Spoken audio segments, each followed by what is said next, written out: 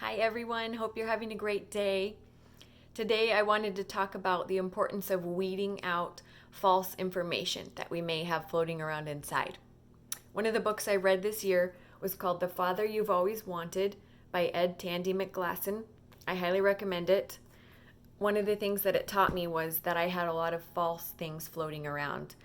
What can happen in our lives is we pick up pieces of information from all kinds of sources, from friends, from sermons, from family members, from social media, and we tuck it all inside. And sometimes we weed out the false pieces along the way, but sometimes we don't know what the false pieces are, and so they can become really ingrained in us. There are two kinds of false pieces that I wanted to talk about today. One are things that get in the way of us knowing the truth about who God is. And I want to refer to those as filters. So let's just say, for example, that you're growing up, you had a father that was really distant or really angry.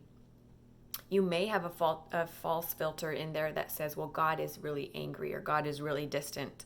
And that filter blocks the truth of who God is from getting to you because you have a filter in there.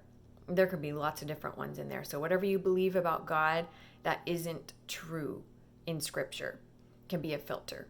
Another thing that can happen is we pick up false names. So people might tell us something about ourselves as a child, or we might believe certain things about ourselves at any point in our lives. And if we let those things sink in and become more important than what Scripture says about us, then those can just be really damaging to our lives. So if you don't live up to people's expectations and they call you a failure, then you might internalize that and you might carry it around. Or maybe in a specific season of your life, you don't have a lot of friends. You might say to yourself, well, nobody likes me.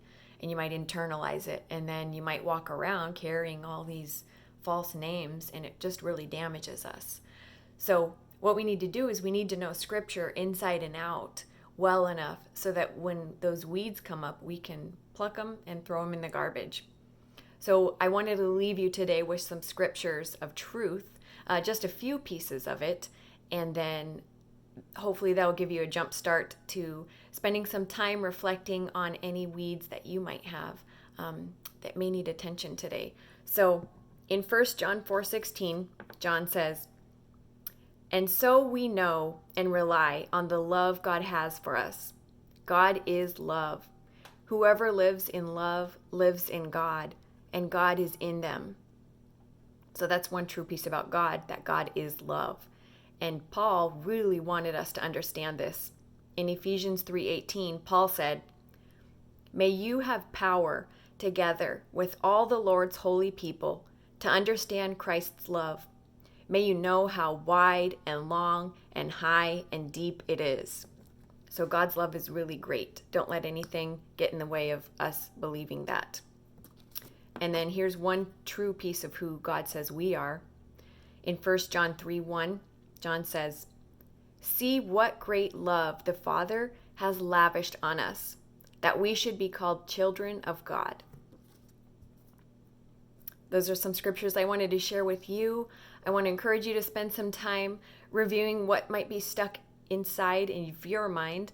And then I wanted to ask you to comment with any of your favorite scriptures or things that you've learned about weeds that you have pulled over the years, or maybe something just came up today. So let's share and encourage each other. And I hope you guys have a great day, and I'll talk to you soon. Okay, bye.